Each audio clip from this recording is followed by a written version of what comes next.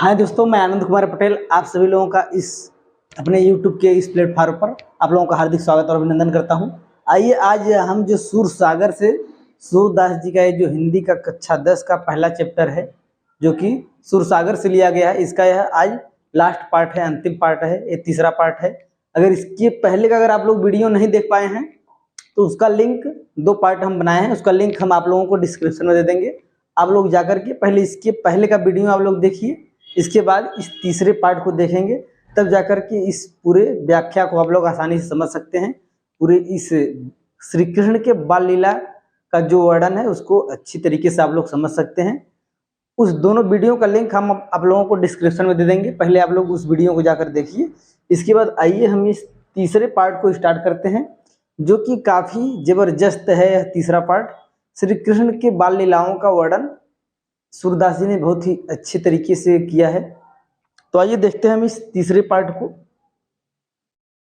देखिए, तो देखिए हमारा जो अगला पद है क्या है, उधव जाहु तुम्हि हम जाने, श्याम तुम्हि हया कौ नहीं पठियों, तुम्हौ बीच भुलाने। यानी कि गोपियां जो हैं उद्धव से कहती हैं क्या कि उद्धव जाओ, हमको जान चुके हैं, उनको लिए श्याम ही है कौ पठे, श्री कृष्ण जी को यहाँ पर नहीं भेजे, तुम्हौ बीच भुलाने। ऐसा हम लोग लगता है कि तुम बीच मतलब कि रास्ता ही भटक कर यहाँ पर चले आए हो, तुम रास्ता ही भूल गए हो। आगे कहती हैं गोपिया कि ब्रज नारी ने सब जोग कहत हो, ब्रज नारियों को तुम ऐसी बातें बता रहे हो, ऐसी बातें समझा रहे हो जो कि हम लोगों को समझ में ही नहीं आ रहा है। ब्रज नारी ने सब जोग कहत हो, जोग का तात्पर्य यहाँ पर यह है कि ऐसी बातों को समझाना जो कि समझ के परे हो। ठीक है, आगे देखिए, ब्रज नारी ने सब जोग कहत हो, बात कहत न ले जाने। तुम ऐसी बात को समझा रहे हो हम लोगों को जो कि हमारे समझ के परे है।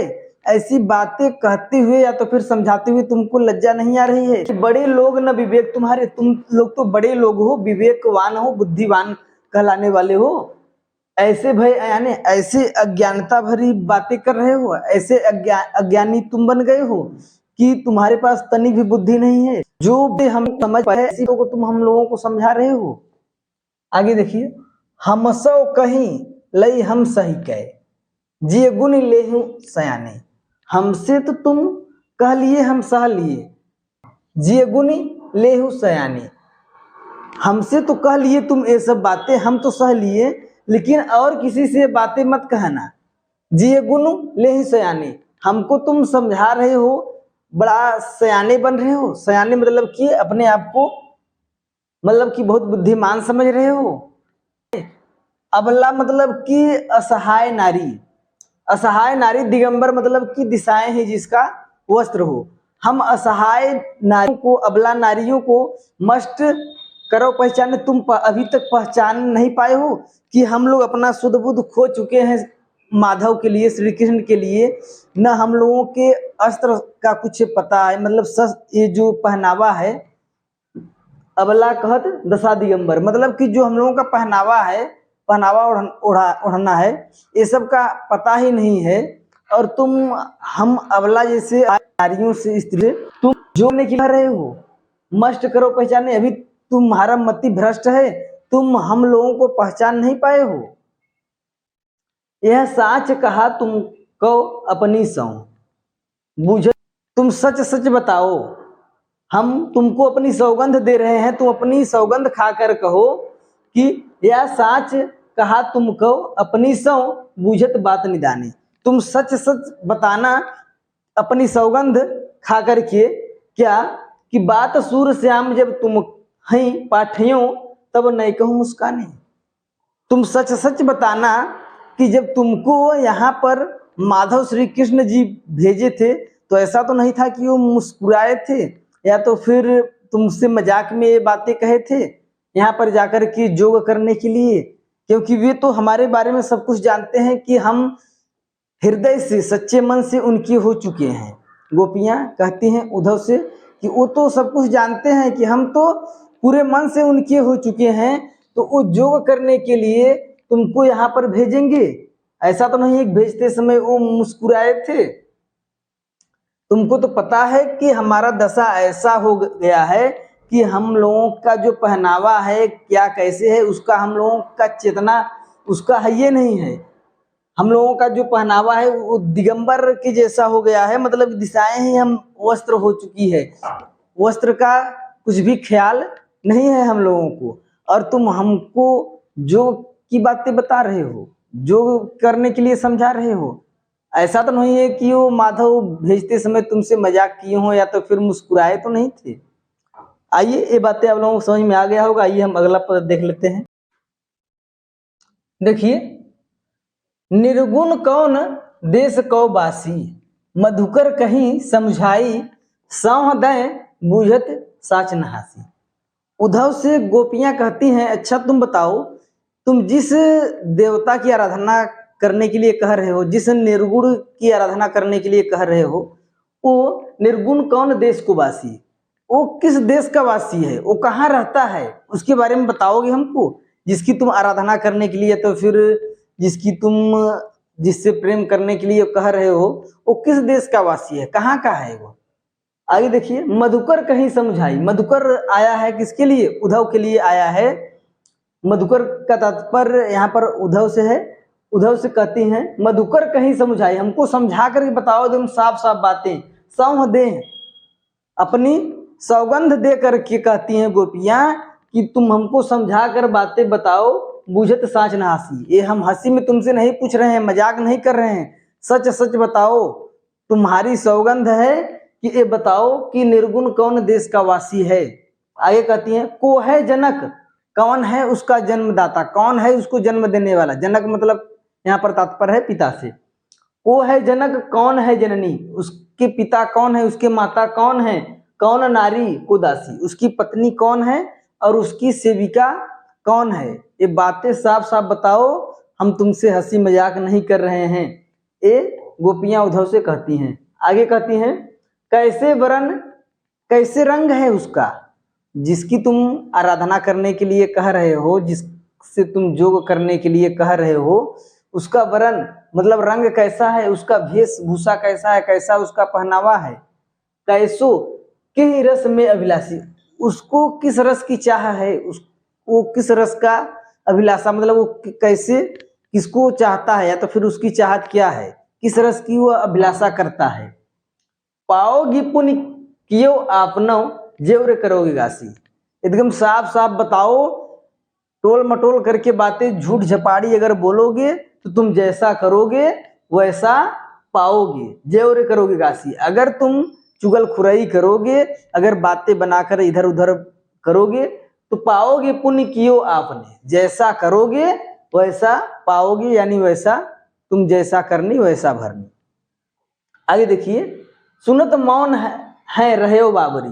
ये सब बातें गोपियों का सुन करके एकदम मौन एकदम हो जाते हैं, जैसे उनके पास कोई उत्तर ही न हो। उद्धव के पास गोपियों की बातें सुन करके कहते हैं, सुनो मौन है रहे हो बाबरी। एकदम बावरा एकदम पागलों की जैसे एकदम मौन हो जाते हैं।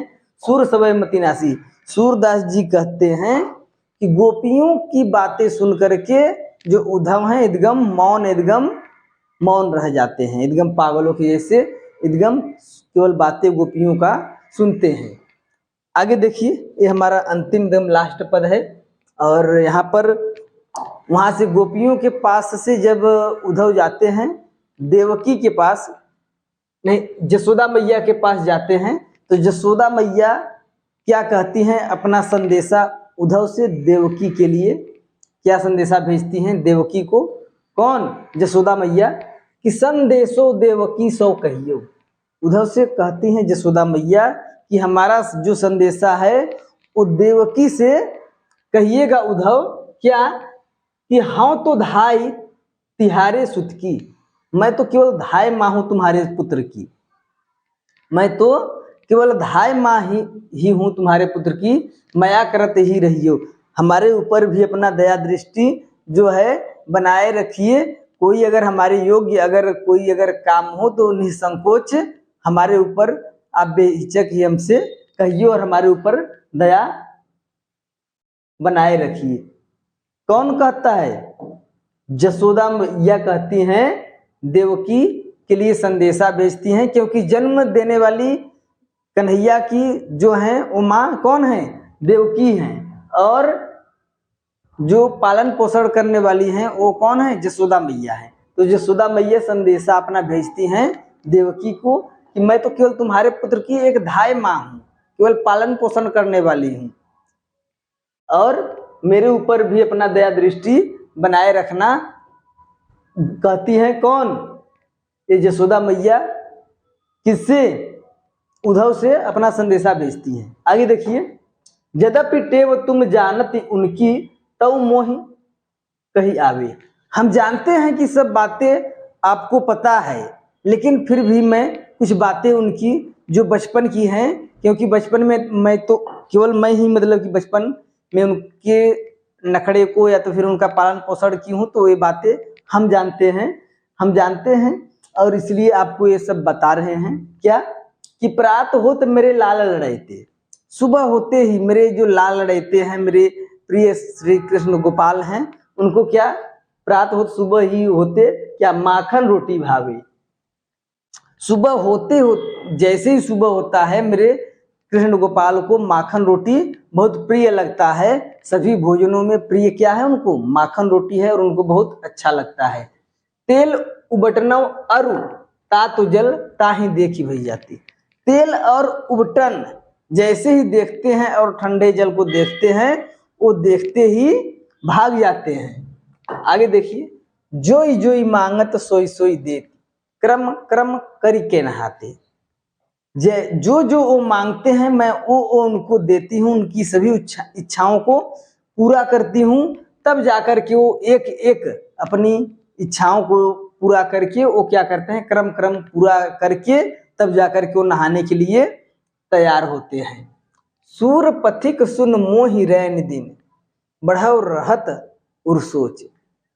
सूरदास जी कहते हैं कि उद्धव से कहती हैं जसोदा मैया कि क्या सूर पथिक सुन मोहि रैन दिन, बढ़त रहत उर्सोच। मैं रात दिन उन्हीं के बारे में सोचती रहती हूँ। सूरदास जी कहते हैं कि जसोदा मैया कहती हैं उद्धव से कि हम उन्हीं के बारे में रात दिन सोच रहते हैं, हमारे हृदय में हमेशा उन्हीं के बारे में सोच रहता है। क्या कि मेरे अलग लड़े तो मोहन हैं हाँ करत संकोच, कि मेरे जो लाल लड़ाते मेरे प्रिय श्री कृष्ण हैं वो वहाँ पर संकोच करते होंगे। यहाँ पर तो क्रम क्रम करके जो जो मांगते थे, मतलब यहाँ पर मांगने में वो लजाते नहीं थे, लेकिन वहाँ पर वो संकोच करते होंगे मांगते समय, और यही सोच करके हमारे हृदय में रात दिन ये चिंता रहता है, संकोच रहता है। ये सोचते हैं हम कि वो वहाँ पर संकोच करते होंगे मांगते समय, ना जैसे कि अपनी इच्छाओं को यहाँ पर वो पूरा कर लेते थे, बेहिचक बिना संकोच किए मांग लेते थे, और वहाँ पर ये सब मांगने में वो संकोच करते होंगे। तो आइए, सूरसागर से ये लिया गया था, ये कृष्ण के बाल लीलाओं का ये वर्णन बहुत ही अच्छा था। आप लोग ऐसे ही हमारे चैनल से अगर आप लोगों को पसंद आया हो वीडियो थोड़ा बहुत, तो आप लोग जुड़ जाइए हमारे इस आनंद सुपर 20 क्लासेस से। इसी चैनल पर हम आप लोगों को फिजिक्स, केमिस्ट्री, हिंदी, अंग्रेजी और सामाजिक विज्ञान भी हम इसी चैनल पर सभी सब्जेक्टों को पढ़ाएंगे। जैसे धीरे धीरे समय हमारा बीत रहा है, अभी तो गर्मी का समय है, सभी बच्चे थोड़ा बहुत अभी रिजल्ट का इंतजार कर रहे हैं, रिजल्ट कब आएगा। अभी देखिए, हो सकता है इसी सप्ताह में आप लोगों का रिजल्ट घोषित कर दिया जाए 20 तारीख तक, और आप लोग रिजल्ट देखने के बाद अपनी पढ़ाई में पूरे मन से लपट जाइए, जुड़ जाइए।